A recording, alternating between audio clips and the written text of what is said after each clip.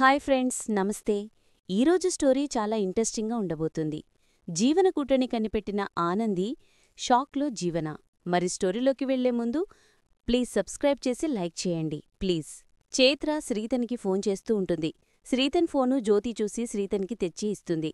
Srithan Chaitra phone చేయడం చూసి ఆనందంతో లేస్తాడు. కాని అక్కడే జ్యోతి ఉండడంతో అమ్మ ముందు మాట్లాడకూడదు అని అనుకుంటాడు. ఎవర్రా అని అడుగుతుంది జ్యోతి. ఇంక శ్రీతన్ తడబడుతూ ఫ్రెండమ్మా అని చెప్పి పక్కనికి వెళ్ళిపోతాడు. రేయ్, కావ్య ఫ్రెండని ఇంత కంగారు పడుతున్నాడేంటి అని జ్యోతి అనుకుంటుంది. ఇంక శ్రీతన్ పక్కనకొచ్చి హలో అనగానే ఇటువైపు చైత్ర హలో అని అంటుంది. ఇంతలో పూర్ణిమ వచ్చి ఫోన్ లాగేసుకుంటుంది. ఏంటిది, ఈ ఫోన్ని స్విచ్ ఆఫ్ చేయాలి అని చెప్పి పూర్ణిమ ఫోన్ని స్విచ్ ఆఫ్ చేస్తుంది. ఇంక శ్రీతన్ హలో అంటూ ట్రై చేస్తూ ఉంటాడు. ఫోన్ చేసింది లిఫ్ట్ చేసి కట్ చేసింది. మళ్ళీ చేస్తే స్విచ్ ఆఫ్ వస్తుంది. ఏమైందసలు, చైత్రని ఎక్కడ పెట్టారు? పర్వాలేదు, ఎందుకంటే ఈ ప్రాబ్లం క్లియర్ అయ్యే వరకు కొద్ది రోజులు దూరంగా ఉండమనింది అని అనుకుంటాడు శ్రీతన్. మనం ఇక్కడున్నట్టు తెలిస్తే ఆ అబ్బాయి రాకుండా ఉంటాడా? ఎవరికీ చెప్పొద్దని ఆనందిగారికి చెప్పాను. ఆ అబ్బాయి బాగానే ఉన్నాడే, నువ్వే ఫోన్ చేసి మాట్లాడాలి అనుకుంటున్నావు అని పూరి అంటుంది. ప్లీజ్ పూరి, మేం కలుసుకోము, కాని నేనొక్కసారి తనతో మాట్లాడతాను అని చైత్ర అంటుంది. చైత్ర, నేను చెప్పేది నీకు అర్థం కావటం లేదా? నేను మీ ప్రేమకి వ్యతిరేకిని కానే, కాని నా జీవితంలో నీ జీవితం కాకూడదు అని పూరి అంటుంది. శ్రీతన్ మంచోడు పూరి అంటుంది. అందరూ మంచోళ్లేనే, మనం నమ్ముతాం, కాని ఈ పరిస్థితులున్నాయి చూడు, ఇది మంచివి కావు. ఇవి మనల్ని ఎంత ఇబ్బంది పెట్టాలో అంతే ఇబ్బంది పెడతాయి. ఒక స్టేజ్లో బ్రతకడానికే భయమేస్తుంది అని చెప్తుంది పూరి. అసలు నువ్వు ఎవరికి భయపడుతున్నావు? మా నాన్నకా? ఎక్కడుంటాడు? అతనేం చేస్తుంటాడు? నిన్ను వదిలేశాడా? మరొకదాన్ని పెళ్లి చేసుకున్నాడా? వాడసలు మనిషేనా అని చైత్ర అనగానే పూర్ణిమ కోపంతో చైత్రాన్ని చంపకేసి కొడుతుంది. వయసుకు మించి మాట్లాడావంటే ఊరుకోను, చెప్తున్నాను అని అంటుంది. సారీ అమ్మా, ఇలా రెచ్చగొడితేనైనా నాన్న పేరు చెప్తావేమో అనుకున్నాను. నాకున్నంత ప్రేమ నాన్నమీద నీకుందని నాకు అర్థమైపోయింది. మాట పడనివ్వలేదు అంటే ఆయన మంచివాడు అని అర్థమైంది. ఇంత ప్రేమ ఉండి కూడా నాన్నకి ఎందుకు దూరమయ్యావు? మంచివాడైతే నాన్న మనతో ఎందుకు లేడు? మనల్నెందుకు ఒంటరిగా వదిలేశాడు? అతని పేరు కూడా నువ్వెందుకు చెప్పలేకపోతున్నావు అని అడుగుతుంది. నువ్వు నేను తప్ప మనకెవ్వరూ లేరు. ఎవరి గురించి నేనిప్పుడు చెప్పలేను. నేను బ్రతికేది నీకోసమే, అది నువ్వు అర్థం చేసుకుంటే చాలు అని చెప్పి వెళ్ళిపోతుంది పూర్ణిమ. నువ్వు బ్రతికేది నాకోసమే అయితే మరి నేను ప్రేమించిన మనిషిని నాకెందుకు దూరం చేస్తున్నావు? నేనెలా అర్థం చేసుకోవాలో కూడా నాకు అర్థం కావటం లేదు అని చైత్ర అనుకుంటుంది. ఇంకా అలేఖ్య నవ్వుతూ ఉంటుంది. దిస్ ఈజ్ టూ మచ్ జీవన. ఆనంది గెలవలేకపోయిన కేసుని నువ్వెలా గెలుస్తావ్ అని అంటుంది. కదు అని జీవన అంటే, సారీ జీవన, సీరియస్గా మాట్లాడుకున్నా. ఈ కేసుని నవ్వెలా గెలవగలవో చెప్పు అని అడుగుతుంది. ఆ కేసుకి సంబంధించి అన్ని వివరాలు నీకు చెప్పాను, కాని ఒక నిజం మాత్రం నీ దగ్గర దాచాను అని చెప్తుంది జీవన. ఏంటా నిజం అని అడుగుతుంది అలేఖ్య. ఆ సాక్ష్యాల్ని నేను నాశనం చేయలేదు, నా దగ్గరే సేఫ్గా ఉన్నాయి. అవి ఆనంది నుంచి కొట్టేసినాక వాటిని భద్రపరుచుకున్నాను అని చెప్తుంది. అంటే ఇప్పుడు ఆ సాక్ష్యాలతో కేసు గెలవపోతున్నావా అని అడుగుతుంది అలేఖ్య. ఎస్ అని చెప్తుంది జీవన. ఇంకా ఇంతలో మేనేజర్ వస్తాడు. చెప్పండి మేడం అని అంటాడు. కోర్టులో మనం కేసు ఓడిపోయాం కదా, పైకోర్టులో యాపిల్ చేస్తూ లెటర్ పంపించండి అని చెప్తుంది ఆనంది. మేడం మళ్ళీ వాదిస్తున్నారా అని అడుగుతాడు. ఇంక జీవన చిన్నగా నవ్వి, ఓడిపోయిన వాళ్ళు ఎన్నిసార్లు వాదించినా ఉపయోగం లేదు మేనేజర్ గారు అని చెప్తుంది. అంతకన్నా వేరే మంచులాని చూసారా మేడం అని అడుగుతాడు. ఈ కేసు నేనే వాదిస్తున్నాను అని జీవన చెప్పగానే మీరా అని ఆశ్చర్యపోతాడు మేనేజర్. అవును నేనే అని చెప్తుంది. మేడం వల్లే కాలేదంటే మీ వల్ల కూడా అయ్యిద్ది మేనేజర్ అని మేనేజర్ చెప్తూ ఉంటే అయ్యిద్ది మేనేజర్ అని కోపం చేసుకుంటుంది. నేను లీగల్ అడ్వైజర్ అవుతానని నువ్వనుకున్నావా? అనుకోలేదు కదా, ఇది కూడా అలాగే అవుతుంది. ముందు నేను చెప్పింది చెయ్యి అని అంటుంది. ఓకే మేడం అని వెళ్ళిపోతాడు మేనేజర్. జీవన, ఈ కేసుగాని నువ్వు గెలిచావంటే ఇంట్లో ఆఫీసులో నీకు తిరిగే ఉండదు అని అంటుంది అలేఖ్య. నా ప్లాన్ కూడా అదే అలేఖ్య. మా ఇంట్లో కూడా అందరూ ఈ మేనేజర్లాగే తయారయ్యారు, అందుకే అందరికీ గట్టిగానే ఇచ్చాను అని చెప్తుంది. మరి ఆనంది ఏమంటుంది అని అడుగుతుంది. ఈసారి ఆనంద్ కూడా నా దెబ్బకి భయపడింది, నాకు తెలిసి ఆఫీసు వైపు కూడా తొంగి చూడదు అని చెప్తుంది. నిజంగానా అంటుంది. అవునా లేఖ్య, ఇది నీకు గోల్డెన్ ఆఫర్. ఆనంది ఆఫీస్కి రాదు, ఆదిత్య ఆఫీసులో ఒక్కడే ఉంటాడు. ఆదిత్యాన్ని రువ్వైపు తిప్పుకోవడానికి ఇంతకంటే మంచి ఛాన్స్ నీకు రాదు అని చెప్తుంది. ఇదంతా ఇంతకు ముందే జరుగుతున్నట్టే ఉంది. లాస్ట్ మినిట్లో ఆనంది వచ్చి నేనేమనుకున్నా జరగనివ్వదు అని చెప్తుంది అలేఖ్య. ఇంతకుముందు వేరు, ఇప్పుడు వేరు. ముందు ఆదిత్యని నువ్వు సరదాగా బయటికి తీసుకెళ్ళు అని చెప్తుంది జీవన. సరే అని దగ్గరికి వెళ్తుంది. అలేఖ్య అని పిలుస్తుంది. ఏంటి అలేఖ్య అంటాడు. నాకు బాగా హెడ్డెక్గా ఉంది, ఇంటికి వెళ్ళొచ్చా అని అడుగుతుంది. ఇఫ్ యు డోంట్ మైండ్ నన్నింటి దగ్గర డ్రాప్ చేస్తావా అని అలేఖ్య అడుగుతుంది. క్యాబ్లో వెళ్ళొచ్చు కదా అంటాడు. ఫ్రెండ్లీగా అడిగాను. క్యాబ్కి వెళ్లాలని నాకు తెలియదా? సరే అని వెళ్ళిపోతూ ఉంటుంది అలేఖ్య. జస్ట్ వెయిట్, నేను డ్రాప్ చేస్తానులే. నేను కూడా ఎలాగో లంచ్కి ఇంటికి వెళ్ళాలి అని ఆదిత్య చెప్తాడు. మరి మనం వెళ్ళేటప్పుడు చార్మినార్ దగ్గరికి వెళ్దామా అని అంటుంది అలేఖ్య. ఇప్పుడెందుకు అని అడుగుతాడు. బాంగిల్స్ తీసుకోవాలని. నీకు హెడేక్గా ఉన్నప్పుడు షాపింగ్ అవసరమా అంటాడు. మైండ్ని ఫ్రెష్గా ఫీల్ అవుతుంది, అప్పుడు హెడేక్ తగ్గుతుంది. ప్లీజ్ తీసుకెళ్ళవా అని అడుగుతుంది. సరే వెళ్దాంలే అంటాడు. Thank you, you are my real friend అని చెప్తుంది. You are become my real husband అని మనసులో అనుకుంటుంది అలేఖ్య. పద అంటాడు. సరే అని ఆనందంతో అలేఖ్య బయటికి వస్తుంది. ఇంకా ఎదురుంగా డాష్ ఇస్తుంది గంగవ్వ. అలేఖ్య గంగవ్వని చూసి ఒక్కసారిగా షాక్ అవుతుంది గంగవ్వ. అలేఖ్యం చేసి ఇక్కెలిగా నవ్వుతుంది గంగి అని అంటుంది. ఇంకా ఆదిత్య బయటికి వచ్చి అవ్వా నువ్వా అని అంటాడు. నేనే బాబూ, ఎండ కొడుతుంది అని కళ్ళకి ఇది పెట్టినా అని స్పెట్స్ని నెట్టిన పెట్టుకుంటుంది గంగవ్వ. నువ్వు ఆఫీస్కొచ్చావేంటే అని అలేఖ్య అడుగుతుంది. ఆదిత్య బాబుకి జీవనమ్మకి నీకు విందు భోజనం పట్టుకొచ్చినా అని చెప్తుంది. మాకు విందు భోజనం దేనికి అని అడుగుతుంది అలేఖ్య. ఒకళ్ళు తెమ్మని చెప్పినార్లే అని చెప్తుంది గంగవ్వ. ఎవరు అని అడుగుతుంది జీవన అమ్మ. ఒక పాలి వచ్చి నువ్వు కనపడు అని అంటుంది. ఇంకా వైపుగా చూస్తారు జీవన, అలేఖ్య, ఆదిత్య. ఆనంది లోపలికి వస్తుంది. అబ్బా ఇది మళ్ళీ వచ్చిందా అని జీవన అడుకుంటుంది. ఇంకా అలేఖ్య అయితే ఆనందిని చూసి ఏడుస్తూ షాక్ అవుతుంది. ఈ సర్ప్రైజ్ అంటే ఆనంది, నువ్వు మళ్ళీ ఆఫీస్కి వస్తానని నేను అస్సలు ఎక్స్పెక్ట్ చేయలేదు అని అంటాడు. ఎక్స్పెక్ట్ చేయలేనివి చాలా జరుగుతాయి ఆదిత్యగారు అని ఆనంది చెప్తుంది. విందు భోజనం అన్నారు, ఏంటి స్పెషల్ అని అడుగుతాడు. ముచ్చటి తర్వాత చెప్తాను ఆదిత్యగారు, ముంగుట మీరెక్కడికి పోతున్నారు చెప్పండి అని అడుగుతుంది. ఇంకా అలేఖ్య కంగారు పడుతూ ఎక్కడికి లేదు ఎక్కడికి లేదు అని భయపడుతూ చెప్తుంది అలేఖ్య.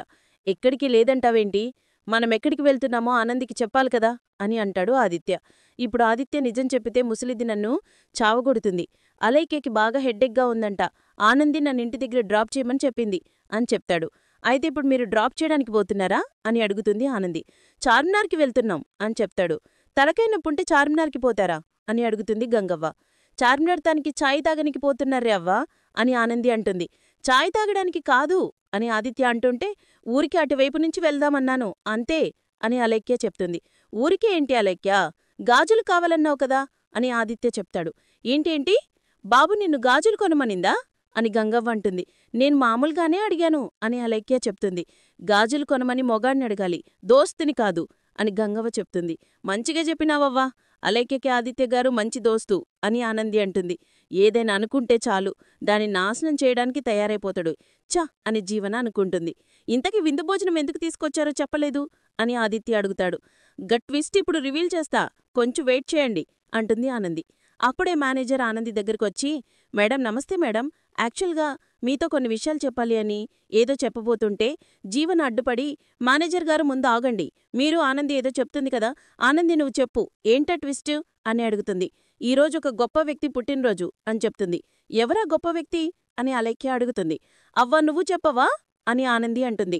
ఇంకా గంగవ్వ తమాషాగా నవ్వుతూ, ఒక పాలే అటు చూడండ్రి అంటుంది. ఇంకా సీను ఎంటర్ అవుతాడు. కళ్ళకి స్పెట్స్ పెట్టుకొని హీరోలాగా పోజ్ కొడుతూ వస్తాడు. అది చూసి అలేఖ్య జీవన ఒక్కసారిగా షాక్ అవుతారు. ఆదిత్య ఆనంది నవ్వుకుంటారు. మస్తున్నావులే అని గంగవ్వ మురిసిపోతుంది. ఇయ్యాలే పుట్టిన పసిబాలుడిని నేనే అని చెప్తాడు సీను. ఏంటి ఈరోజు నీ పుట్టినరోజా అని అలేఖ్య అడుగుతుంది. నేనీ పొద్దే పుట్టినాను చిలకమ్మా అని చెప్తాడు సీను. హ్యాపీ బర్త్డే సీను ఆదిత్య చెప్తుంటే, ఆగండి ఆదిత్యగారు, నా దోస్తు పుట్టినరోజు ఊరికి ఎట్లా జరుగుతుంది, దానికొక లెక్క ఉండాలి కదా, ఇప్పుడు ఎవ్వరు సీనుని విష్ చేయొద్దని చెప్తుంది ఆనంది. ఎందుకు ఆనంది అని అడుగుతాడు ఆదిత్య. చిన్న పార్టీ ప్లాన్ చేసిన, డ్రైవర్ అని పిలుస్తుంది. డ్రైవర్ ఆనందికి కేక్ తెచ్చి ఇస్తాడు. డియర్ స్టాఫ్, ఇప్పుడు మనమంతా సీను బర్త్డేని సెలబ్రేట్ చేయాలి. లెట్స్ సెలబ్రేట్ మై దోస్ట్ బర్త్డే అని ఆనంది అంటుంది. సీనుగాడి పుట్టినరోజని నీకు తెలీదా జీవనా అని అలేఖ్యని అడుగుతుంది. మీ ఆయన పుట్టినరోజు ఎప్పుడో చెప్పు జీవనా అని అలేఖ్య జీవనని అడుగుతుంది. తెలీదు అని చెప్తుంది.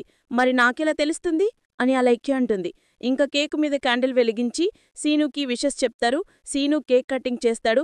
ఇంకా అందరూ ఒకరికొకరు తినిపించుకుంటారు. ఇంకా జీవన, అలేఖ్య నువ్వు ఇక్కడే ఉండి మ్యారేజ్ చెయ్యి, నేను లోపలికి వెళ్తాను అంటుంది. దేనికి అని అడుగుతుంది అలేఖ్య. దేనితో అంటావేంటి, ఎవిడెన్స్లో నా క్యాబిన్లోనే కదా అని చెప్తుంది. కేసు వాదించేది నువ్వే కదా అని అడుగుతుంది. అవును, ఆనంది ఆఫీస్కి రాదు అని అనుకున్నాను గాని వచ్చింది కదా, ఇది ఊరికే రాదు, దీన్ని నమ్మలేము. ఆ కేసుకు సంబంధించిన ఎవిడెన్స్లు నా క్యాబిన్లోనే ఉన్నాయి. దాని కంట పడితే చాలు, నా పని అయిపోయినట్టే అని చెప్తుంది. సరే వెళ్ళు అంటుంది అలేఖ్య. ఇంకా ఆఫీస్ స్టాఫ్ అందరూ సీనుకి విషెస్ తెలుపుతారు. చిలకమ్మ, నువ్వు కేక్ తినకపోతే ఎట్లా అని సీను చెప్తుంటే, మీ అందరికీ తెలుసో లేదో సీను అలేఖ్య భార్యాభర్తలని ఆనంది చెప్తుంది. రేపందరూ నన్ను ఆఫీసులో ఈ మెకానిక్ సీను గడి పెళ్లంలాగా చూస్తారు. సీను, మీ ఆవిడికి కేక్ తినిపించు అని ఆనంది అంటుంది. ఇంకా ఆనంది జీవనని గమనిస్తుంది. అందరూ ఇక్కడే ఉన్నారు, జీవనే ఇది అనుకొని, ఆదిత్యగారు మీరీడనుండండి, నేనిప్పుడే వస్తాను అని చెప్పి లోపలికి వెళ్తుంది. ఇంకా సీను అలేఖ్యకి కేక్ తినిపిస్తాడు. అలేఖ్య చాలు అంటూ తను కూడా లోపలికి వెళ్ళిపోతుంది. మా చిలుకమ్మకి కాస్త సిగ్గెక్కలేండి అని సీను చెప్తాడు. ఇంకా జీవన పెన్డ్రైవ్ని ఎక్కడ దాచాలని చూస్తూ ఉంటుంది. అప్పుడే అక్కడికి ఆనంది వస్తుంది. ఆనందిని చూసి ఒక్కసారిగా షాక్ అవుతుంది. పెన్డ్రైవ్ని దాచిపెట్టుకుంటుంది. ఏంటి జీవన, అందరూ సెలబ్రేషన్ కాడుంటే నువ్వీడున్నావేంటి అని అడుగుతుంది. చిన్న పనుంది, లోపలికొచ్చాను అని చెప్తుంది జీవన. అవునా, నీ మొబైల్కి ఒక వీడియో పంపించినా చూడు అని చెప్తుంది. ఏంటది అని అడుగుతుంది. చూస్తే నీకే తెలుస్తది, చూడు అని చెప్తాది ఆనంది. ఇంకా జీవన మొబైల్ తీసుకొని ఆ వీడియోని చూస్తుంది. తను దొంగలించిన ఇన్ఫర్మేషన్ని, ఎవిడెన్స్ని పెన్డ్రైవ్లో దాచడం ఉంటుంది ఆ వీడియోలో. అది చూసి తలదించుకుంటుంది. ఏంటి జీవన, వీడియో ఎట్లా ఉంది, క్వాలిటీ మంచిగుందా లేదా అని అడుగుతుంది. నీకీ వీడియో ఎవరిచ్చారు, ఇది ఫేక్ వీడియో అని జీవన చెప్తుంది. ఇంక అలేఖ్య తలుపు దగ్గరికి వచ్చి చాటుగా చూస్తూ ఉంటుంది. జీవన అలా అనగానే ఆనంది జీవన చెంప చెల్లుమనిపిస్తుంది. అది చూసిన అలేఖ్య భయంతో జడుసుకుంటుంది. నన్ను కొడతావేంటి అని జీవన అడుగుతుంది. సాక్ష్యాలు మాయం చేసి కేసు ఓడిపోయేలా చేసినందుకు అని మరొకటిస్తుంది ఆనంది. కోర్టులో నా పరువు తీసినందుకు అని మరింకోసారి కొడుతుంది. ఇది మన ఇంటి పరువు తీసినందుకు, ఇది మన కంపెనీ పరువు తీసినందుకు, ఇది ఆదిత్యగారి ముంగట నా పరువు తీసినందుకు అని ఆనంది కొడుతుంటే ఆనంది చెయ్యి పట్టుకొని ఆపుతుంది జీవన. కుట్టి వదిలేస్తే నన్ను కొట్టి చంపేస్తావా అని అంటుంది. మరి గలీజ్ పని ఎందుకు చేసినావు చెప్పు, చెప్తావా, అత్తయ్యగారికి వీడియో పంపించమంటావా అని అంటుంది ఆనంది. ఇంకా అలేఖ్య ఇదంతా చూసి భయపడి తన క్యాబిన్లో పోయి తలమీద చేతులు పెట్టుకుని అబ్బా అని కూచుంటుంది. ఏంటే ఊరుకుంటూ వచ్చినావని గంగవ్వ అలేఖ్య దగ్గరకొస్తుంది. ఏమీ లేదు అని చెప్తుంది. నువ్వు దినమూ ఆఫీస్కొస్తావు గదా, ఏం చేస్తావీడా అని అడుగుతుంది గంగవ్వ. కంప్యూటర్లో వర్క్ చేస్తాను అని చెప్తుంది. ఇది ఒక పాలు చేయి చూస్తా అంటుంది గంగవ్వ. నీకేం తెలియదు గదా అని అంటుంది అలేఖ్య. నీకు తెలుసు కదా, నువ్వు చెప్పు నేను వింటాను అని అంటుంది. ఏదో ఒకటి చెప్తేగాని ముసల్ది పోయేలా లేదు అని అలేఖ్య ఇలా చెప్తుంది. దీన్ని కంప్యూటర్ అంటారు, ఎందుకిది అని అడుగుతుంది. మేం చేసే పనంతా దీంట్లోనే అని చెప్తుంది.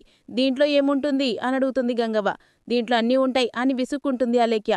ఆహా, అంత తెలివైనదా ఇది అని అడుగుతుంది ఇంకా అలేఖ్య. మైండ్ని చూపిస్తూ దీనికంటే 1,00,000 రెట్లు తెలివైనది అని చెప్తుంది. ఏమడిగినా చెప్తాదా అని అడుగుతుంది గంగవ్వ. ఏమడిగినా వెంటనే ఇస్తుంది అని చెప్తుంది. అయితే నాకు గరంగా ఒక చాయ్ కావాలి అని అడుగుతుంది. ఇది చాయ్ ఎందుకిస్తది అని అంటుంది ఇంకా గంగవ్వ. అలేఖ్య నేతిమీద ఒక్క మోటికాయ ఇచ్చి ఏదడిగినా ఇస్తాదన్నావు అని అంటుంది.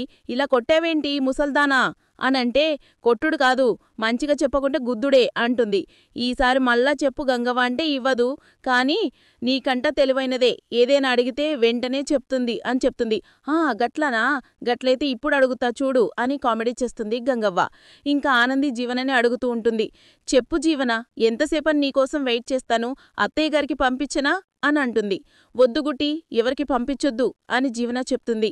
నా మీద కోపంతోనే నువ్వు ఇదంతా చేశావని నాకు తెలుసు జీవన, దీన్ని ఎలా సరిచేస్తావో చెప్పు అని అడుగుతూ ఉంటుంది ఆనంది. అప్పుడే మేనేజర్ లోపలికొస్తాడు. మేడం, హైకోర్టులో కేసు వాదించడానికి అప్పీల్ చేశారు మేడం, రేపే హియరింగ్, కానీ నా బాధ ఒకటే మేడం అని చెప్తాడు మేనేజర్. ఏంటి మేనేజర్ గారు అని అడుగుతుంది ఆనంది. మీలాంటి లాయర్ ఈ కేసు ఓడిపోయినప్పుడు జీవన మేడం ఎలా వాదిస్తారు, ఎలా గెలుతారు అని అడుగుతాడు. ఎవరిని తక్కువ అంచనా వేయకూడదు మేనేజర్ గారు, అందరికీ అవకాశం ఇవ్వాల్సిందే. ఏం జీవన, కేసు ఎవరు వాదిస్తారో మేనేజర్ గారికి నువ్వే చెప్తావా అని అంటుంది. జీవన మేడం గారే కదా వాదించేది అని మేనేజర్ అంటే, నేను ఇంతకుముందే మనసు మార్చుకున్నాను, కోర్టులో కేసు వాదించబోయేది ఆనందియే అని చెప్తుంది జీవన. ఇంకా జరగబోయే స్టోరీ ఏంటంటే, కోర్టులో ఆనంది యూరానర్ కేవలం సాక్ష్యాల లేని కారణంగా కింద కోర్టులో జరిమానా పడ్డ ఈ కేసు ఈ పైకోర్టులో అప్పీల్ చేయడానికి కారణం మాది ఏ తప్పు చెయ్యలేదని నిరూపించుకోవడం కోసమే. గత కొన్ని సంవత్సరాలుగా కస్టమర్స్ యొక్క నమ్మకాన్ని కాపాడుకుంటున్న నా క్లయింట్ ఆదిత్య గారిని ఏ విధంగా ఎదుర్కోవాలో అర్థం కాక ఈ రామరాజు కంపెనీ చేసిన కుట్ర ఇది కుట్ర అని ప్రూవ్ చేయడానికి నా దగ్గర ఈ రామరాజు గారి మేనేజర్ సాక్ష్యం ఉంది యూరానర్ అని చెప్తుంది. ఊరికే సాక్ష్యాలు ఉన్నాయని అనడం కాదు, సాక్ష్యాలుంటే చూపించండి అని రామరాజు అంటారు. యురానర్, మీరు ఈ సాక్ష్యాలని పరిశీలించవలసిందిగా కోరుతున్నాను అని ఆనంది చెప్తుంది. సాక్ష్యాలని పరిశీలిస్తారు జడ్జి గారు. మరిన్ని అప్డేట్స్ కోసం ప్లీజ్ సబ్స్క్రైబ్ చేయండి. Thanks for watching. Bye friends.